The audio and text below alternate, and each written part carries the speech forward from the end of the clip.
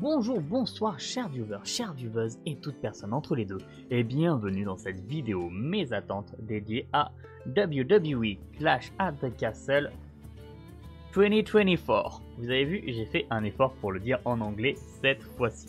Comment allez-vous? Et je dis comment allez-vous comme si j'étais en live, pas du tout, puisque c'est un format enregistré. Comme d'habitude, j'ai la carte du show sous les yeux. Donc on va regarder ça ensemble, je vais vous dire mes attentes. Je pense que ça ira très vite parce que j'ai pas grand chose à dire sur le show. Voyez ça comme une vidéo pronostic plutôt qu'une vidéo mes attentes cette fois-ci parce que j'ai pas d'attente spécifique. Donc on va pas perdre de temps et on va partir sur le Women's Tag Team Championship Triple Threat Tag Team Match. Enfin un Triple Threat pour le Women's Tag Team. De gauche à droite, vous avez Zoey Stark et Shayna Baszler contre Jade Cargill et Bianca Belair contre Alba Fire et Isla Dawn. Alors, je pense que Cargill et Bianca Belair vont conserver le titre parce que c'est trop tôt pour qu'elles le perdent et c'est trop tôt pour qu'elles split, même si je veux de tout mon cœur Bianca Belair en tant que heel. C'est trop tôt. Le tombé sera probablement sur Alba Fire et Isla Dawn parce que on va pas se mentir, mais dans le main roster elles sont pas build très fortes. Alors elles étaient anciennes championnes, mais le règne n'était pas exceptionnel. Et Shayna Baszler, malgré sa défaite à NXT Battleground, semble être vénère. Et Shayna Baszler vénère, ça tape fort. Mais je pense aussi qu'elle ne contrôlera pas ses émotions, qu'elle se laissera avoir à un moment par un truc à la con, hein, soyons honnêtes. Victoire de Belair et Cargill. Ça fait plutôt sens. Match suivant. Sami Zayn contre Chad Gable pour le titre intercontinental. Donc, celui-là il va être bien. Il va être bien parce que les deux sont excellents sur le ring et qu'en ce moment ce qui se raconte avec Gable et Otis et toute la Alpha Academy est trop bien. Gable est un enfoiré avec la Alpha Academy. Otis commence à se rebeller, mais pas trop, mais oui, mais non. Et en fait, il est clairement sous l'emprise de Chad Gable. Concrètement, Chad Gable est un gourou de secte. J'aime bien la configuration de ce match. J'aime bien l'attente qu'on peut avoir du comportement d'Otis et même d'Akira Tozawa et de Maxime Dupri. Il y a un truc à faire de cool. Je sais pas d'où va venir la trahison, mais il y aura une trahison. C'est ce qu'on attend le plus. S'il n'y en a pas, bon voilà, il n'y en a pas. Après, il se peut que ça intervienne contre Sami Zayn et que Sami Zayn perde le titre, mais j'en suis pas sûr. Un autre truc que j'aimerais bien voir. Allez, voilà, j'ai une attente. Sami Zayn conserve le titre. Parce que Otis intervient, mais se fait surprendre par l'arbitre, ce qui entraîne une disqualification. Donc, Sami Zayn conserve le titre, mais Gable, fou de rage, essaye de détruire Otis. Et je dis bien, essaye de détruire Otis, parce qu'Otis, il supporte pas, et il déboîte Chad Gable. Comme Jaja, Chad Gable s'est fait déboîter. Et je sais pas, on les occupe tous les deux un moment en attendant d'aller faire courir Otis contre Bronson Reed. Non, pas Bronson Reed, oh, je confonds toujours Bronson Reed et le nom me reviendra pas. Il est massif et il saute de la 3e corde. Voilà, vous voyez de qui je parle? Non? Et bah tant pis. Match suivant. Bianca Belair contre Piper Niven. Pour le Women's Championship, c'est Bayley qui a le titre actuellement.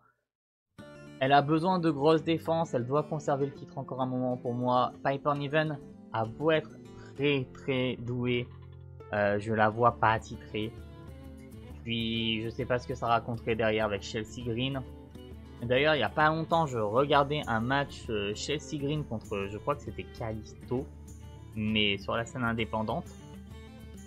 Bah, même pas la scène indépendante, je crois que c'était aussi MLL ou ou une autre fédé mexicaine, Piper Niven, pas du tout, Chelsea Green, waouh, j'ai réussi à le dire, est exceptionnel, hein, vraiment, c'est un truc dont j'ai toujours été convaincu, mais qu'est-ce qu'elle est forte, qu'est-ce qu'elle est balèze cette fille, et ça me désole de la voir en mode comique, ringard, bah ringard oui, son personnage est ringard, hein, disons-le, mais en mode comique qui prend des bumps et tout ça,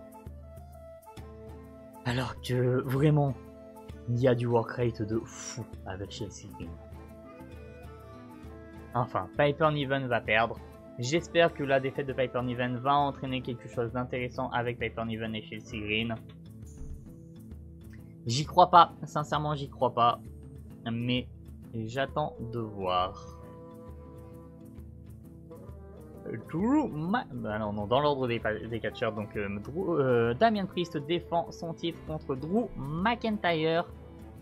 Le Judgment Day sera banni du ringside. C'est un élément important à prendre en compte, c'est-à-dire qu'il n'y aura normalement pas d'intervention du Judgment Day.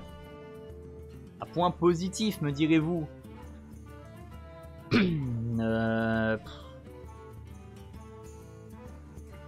Et c'est trop tôt pour faire perdre Damian Priest, hein. Vraiment, et puis je vois pas McIntyre gagner. En même temps, on est devant le public de McIntyre. Donc le public va être à fond derrière Drew. Mais CM Punk va intervenir et va coûter la victoire à Drew McIntyre. Surtout qu'on a vu que CM Punk était bien porté sur son entraînement. Il recommence à bien bouger le bras. Le bras, j'articule mal et YouTube n'aime pas quand j'articule mal. Donc, je pense sincèrement à une intervention de CM Punk qui coûtera la victoire à Drew McIntyre parce que CM Punk n'est pas du Judgment Day, donc il peut intervenir. C'est un pronostic très peu risqué là pour le coup. Est-ce que j'ai des attentes particulières? Un bon match bien physique entre les deux. Les deux sont quand même très grands, hein. Drew McIntyre et Damian Priest sont grands, mais ils sont pas massifs, ils sont stock en termes de muscles, mais c'est pas Keith par exemple.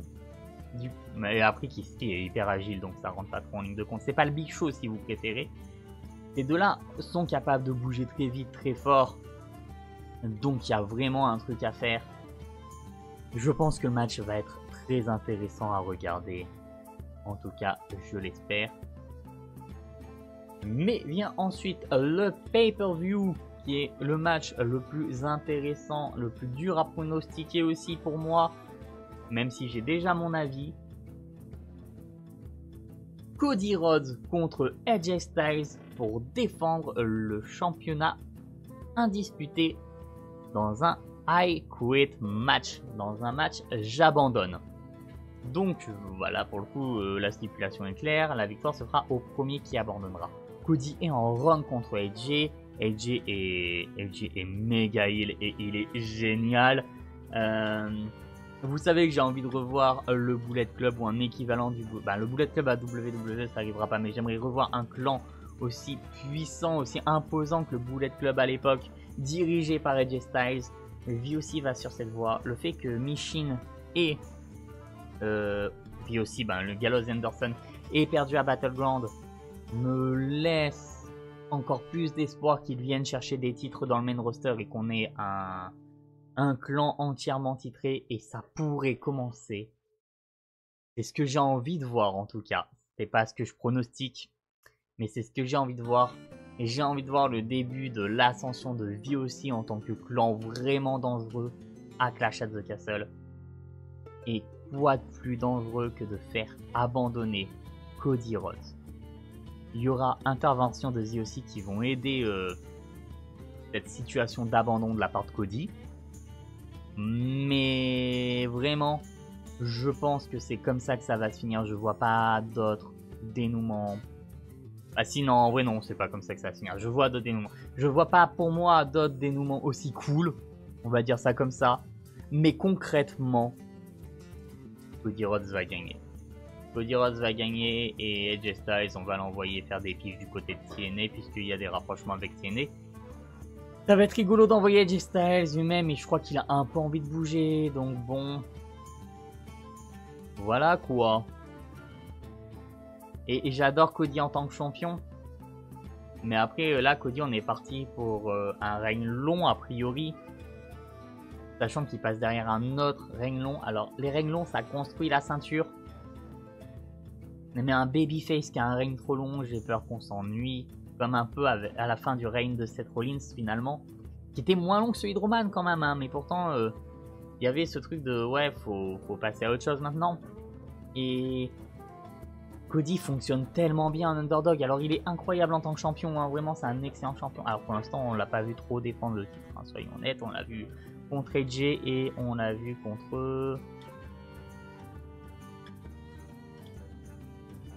Bah je sais plus.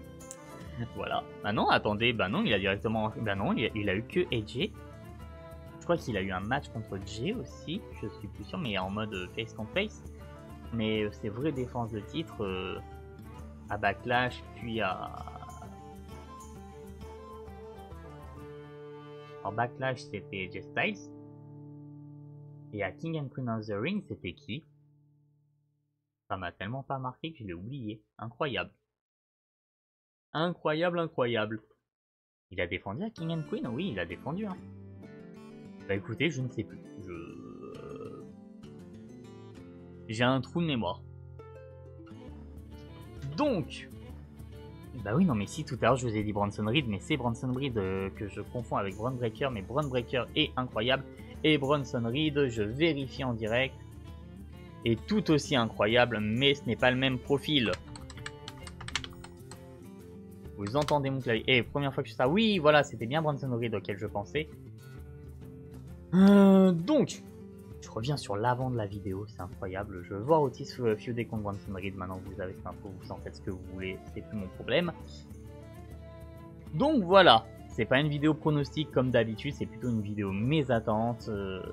À part le match Gable, Zayn, qui pour moi a des trucs à raconter, et Cody AJ où j'ai vraiment envie de voir AJ gagner alors que je sais que ça n'arrivera pas.